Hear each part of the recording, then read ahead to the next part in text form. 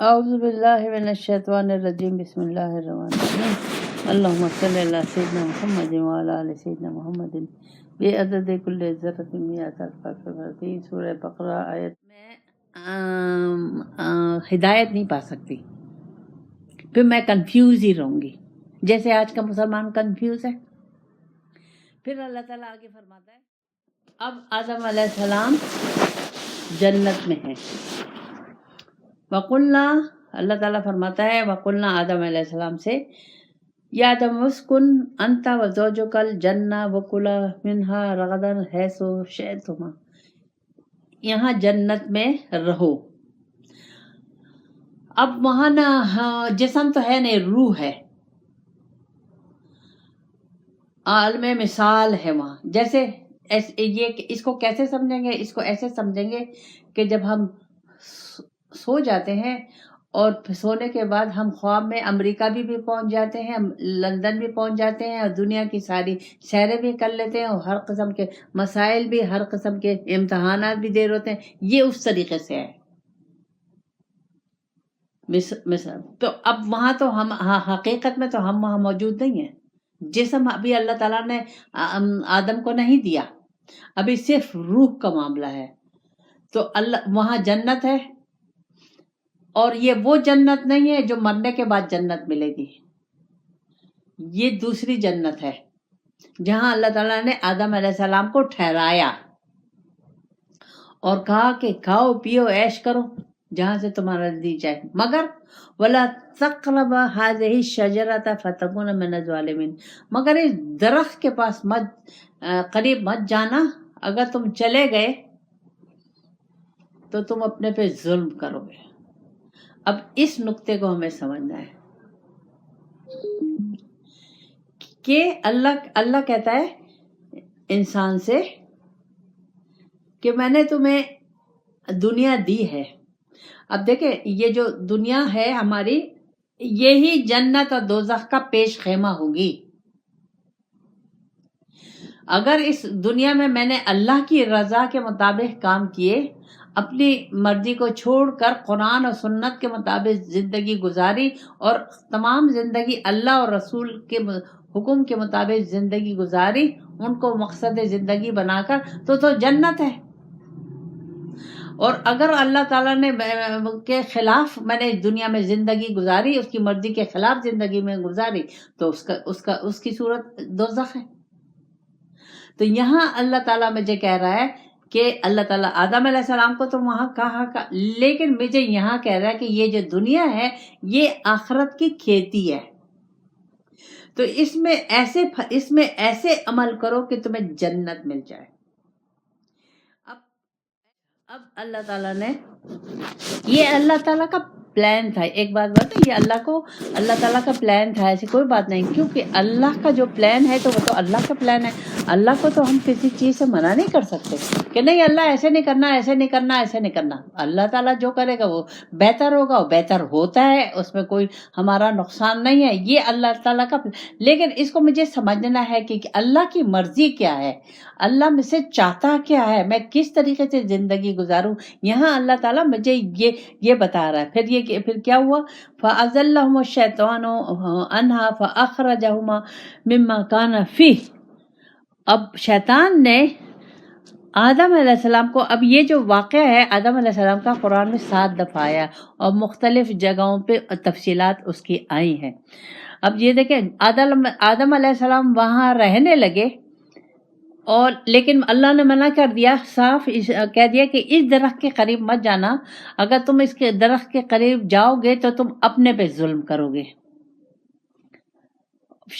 شیطان نے ان کو پھسلا دیا،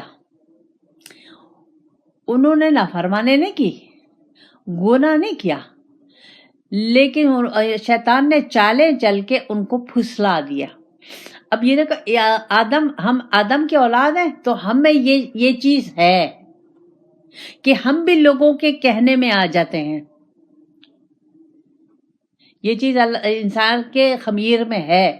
تو اب اس کو ہمیں دیکھنا ہے، اس کو پھر مجھے اللہ تعالیٰ نے میرے خمیر میں یہ چیز رکھی ہے کہ میں کسی کے کہنے میں آ سکتی ہوں.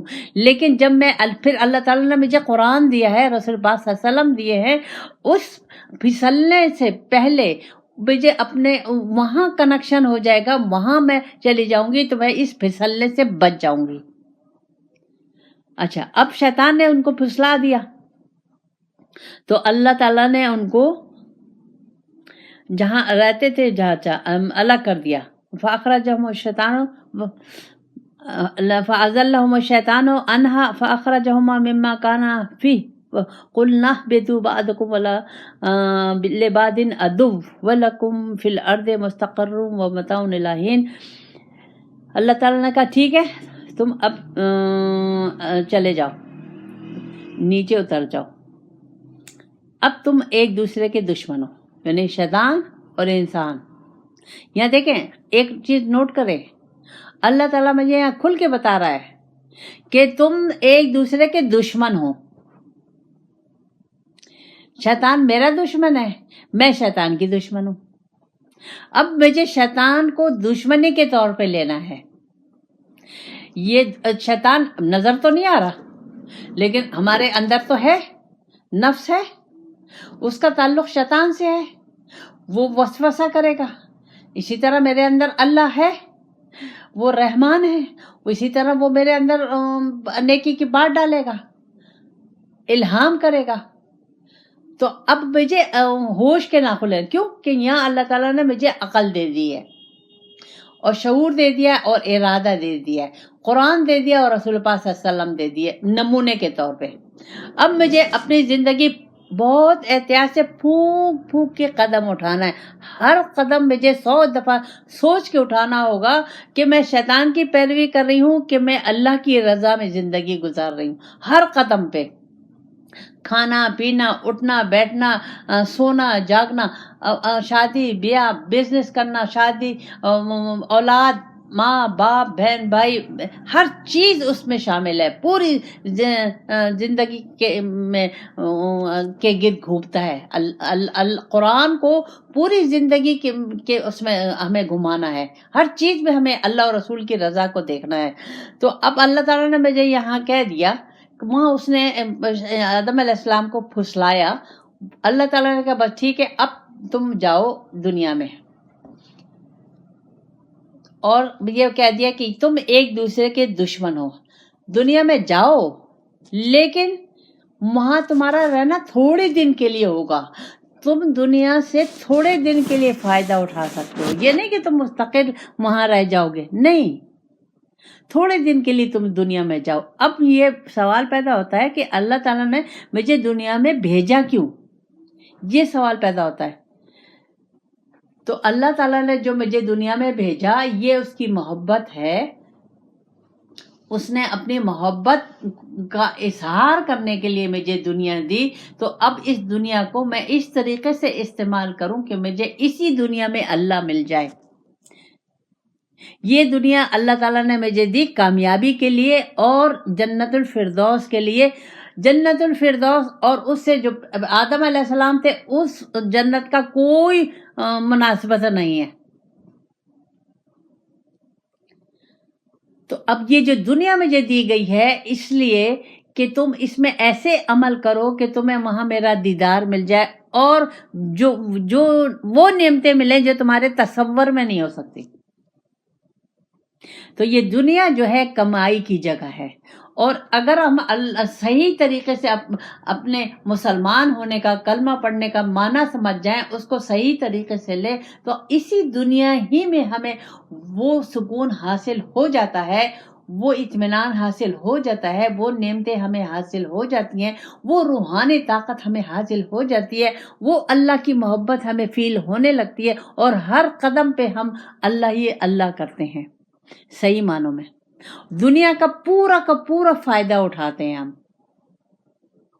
یہ نہیں ہے کہ جس نے اللہ کا راستہ لے لیا تو وہ خوار ہو گیا، وہ کمزور ہو گیا، وہ لاچار ہو گیا، وہ مجبور ہو گیا اور وہ پریشان حال ہو گیا اور اس کے پاس کچھ بھی نہیں ہے. یہ نہیں ہو سکتا. کبھی بھی اللہ ہی کی طرف آنے سے، اللہ ہی کو مقصد زندگی بنانے سے، اللہ کی رضا لینے سے مجھے دنیا ہی میں جنت کے مزے شروع ہو جائیں گے، اور پھر قبر میں اور پھر آخرت میں۔ تو اب اللہ کا نا تھوڑے دن کے لیے، تو تھوڑے دن کے لیے کیوں بھیجا؟ وہ جنت الفردوس حاصل کرنے کے لیے، اس لیے مجھے دنیا میں بھیجا ہے اللہ تعالیٰ نے۔ مجھے اللہ تعالیٰ نے دوزخ حاصل کرنے کے لیے نہیں بھیجا۔ اگر میں اس کی نافرمانی، کیونکہ اس نے مجھے بتا دیا ہے کہ دیکھو جب تم میرا کہنا مانو گے تو تم جنت میں آؤ گے، مجھ سے ملاقات ہوگی۔ اگر تم اپنی مرضی سے زندگی گزارو گے، آزادی میں نے دے دی ہے، زبردستی نہیں ہے، اپنی مرضی سے زندگی گزارو گے، میرے محبوب کا طریقہ چھوڑ دو گے، ان کو نہیں لوگے، اب مجھے اپنے مقصد زندگی نہیں بناؤ گے، تو زبردستی نہیں ہے، ٹھیک ہے، تم اپنے نفس کے مطابق زندگی گزارو، اپنی مرضی سے دین اسلام لے لو، روکوں گا نہیں۔ فرشتے میں ہمیں کہیں، فرشتے جو ہیں، جو اللہ تعالیٰ نے ہماری مدد کے لیے لگائے ہوئے ہیں، جب ہم اللہ کی نافرمانی میں رشوت لینے جا رہے ہیں، زنا کرنے جا رہے ہیں، شراب پینے جا رہے ہیں، وہ کر رہے ہیں، کسی کو دھوکہ دے رہے ہیں، ملاوٹ کر رہے ہیں، کوئی ہماری رکاوٹ بنتے؟ کوئی ہمارا ہاتھ روکا جاتا ہے؟ نہیں، کھلی پوری مدد کرتے ہیں ہماری ہر جگہ جانے کی، ہر اللہ کی نافرمانی کے جو طریقہ ہم کرتے ہیں اس میں پوری مدد کرتے ہیں۔ اسی طرح نیکی کا ہے کہ اللہ کی فرما برداری میں اگر ہم راستہ لیں گے، اس کی محبت میں صبح سے شام تک گزاریں گے، اسی کو منزل مقصود بنائیں گے، تو ہمارے لیے ہر جگہ نیکیاں ہی نیکیاں ہوں گی، محبت ہی محبت ہوگی، رحمت ہی رحمت ہوگی، ہر جگہ وہ ہماری مدد کریں گے۔ یہ اللہ کا قانون ہے۔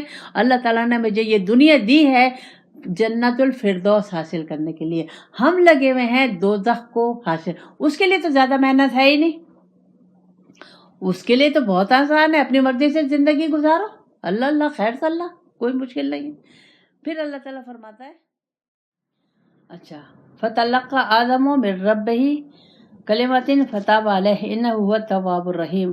فتلقى یعنی آدم علیہ السلام سے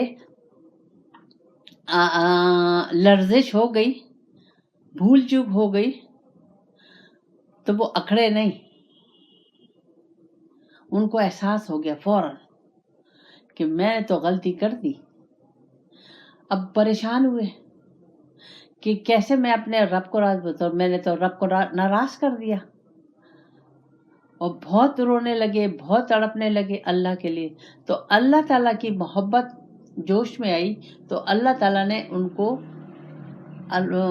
کلمات سکھا دیے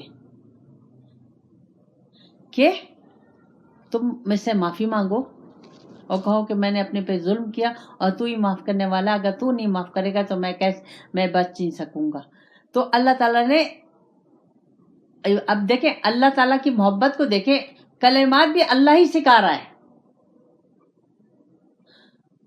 اگر خدا نہ خواستہ اللہ ظالم ہوتا، اللہ تعالیٰ نہیں چاہتا تو ایسے کلمات سکھا سکتا تھا۔ تو یہاں نقطہ کیا نکلا، یہاں تم مجھ سے معافی مانگو اور کہو کہ میں نے اپنے پہ ظلم کیا اور تو ہی معاف کرنے والا، اگر تو نہیں معاف کرے گا تو میں بچ نہیں سکوں گا۔ تو اللہ تعالیٰ نے، اب دیکھیں اللہ تعالیٰ کی محبت کو دیکھیں، کلمات بھی اللہ ہی سکھا رہا ہے۔ اگر خدا نہ خواستہ اللہ ظالم ہوتا، اللہ تعالیٰ نہیں چاہتا تو ایسے کلمات سکھا سکتا تھا۔ تو یہاں نقطہ کیا نکلا، یہاں نقطہ یہ نکلا کہ اگر غلطی ہو جائے تو اکڑنا نہیں، جھوٹ مت بولنا، اس پہ فوراً رجوع کرنا، فوراً احساس کرنا، فوراً معافی مانگنا اور خلوص دل سے معافی مانگنا۔ اللہ تعالیٰ معاف کر دے گا، انہ ہوا التواب الرحیم، وہ تو معاف کرنے والا ہے، وہ تو بہت مہربان ہے، بہت معاف کرنے والا ہے۔ اللہ کی خاصیت ہے کہ اللہ کی یہ خصوصیت ہے کہ وہ بہت زیادہ رحمت کرنے والا اور معاف کرنے والا ہے۔ یہ اب یہاں یہ دو چیزیں آ گئیں، ایک کیا کہ غلطی ہو جائے فوراً احساس کریں، فوراً اللہ سے معافی مانگے اور دوبارہ وہ کوئی کام نہ کرے، اس طرف نہ جائیں، اور پھر اللہ سے جب معافی مانگے تو اللہ کی شان یہ ہے کہ اللہ تعالیٰ معاف کر دیتا ہے، بلکہ رحمتوں کے دروازے کھول دیتا ہے۔ تو یہاں اب اللہ تعالیٰ نے مجھے سکھایا ہے معافی مانگنا. معافی تو وہی مانگے گا جو عاجز ہوگا. جو غرور اور تکبر اور ناشکری میں ہوگا وہ تو اس کو تو کبھی احساس ہی نہیں کرے گا کہ میں نے غلطی کی ہے.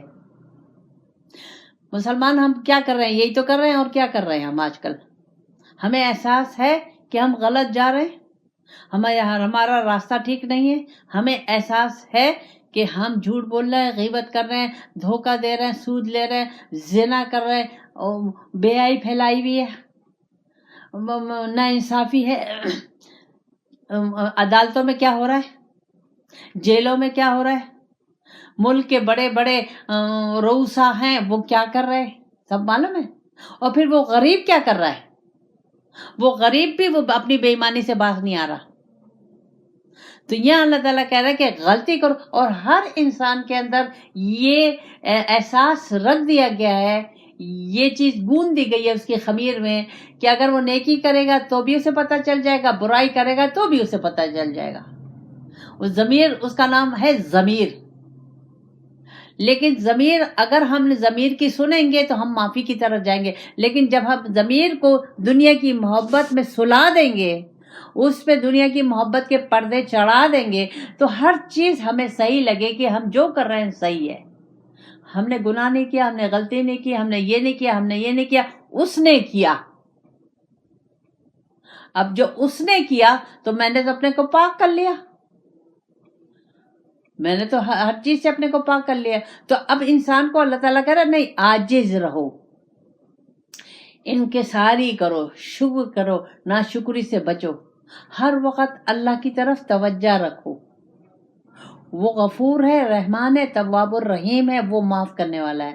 یہ اللہ تعالیٰ مجھے, یہ اللہ کی وہ محبت ہے کہ اللہ تعالیٰ مجھے خود میرے دل میں ڈال. اگر مجھے اللہ سے محبت ہوگی اور میں تھوڑی سی بھی میرے دل میں اللہ کا خوف ہے اور تھوڑی سی بھی اللہ کی محبت ہے تو فوراً مجھے احساس ہو جائے گا, اور فوراً اللہ تعالیٰ میرے دل میں یہ خیال ڈال دے گا کہ تم غلطی کر گئی ہو اور تمہیں چاہیے کہ تم اللہ سے معافی مانگو اور اس کا جرمانہ دو.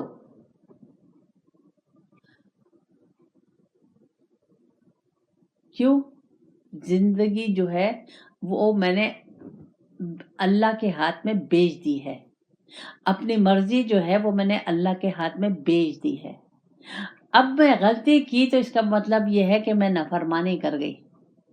میں نے اپنی مرضی کو اپنے ہاتھ میں لے لیا, میں نے اللہ کے ہاتھ میں نہیں دیا.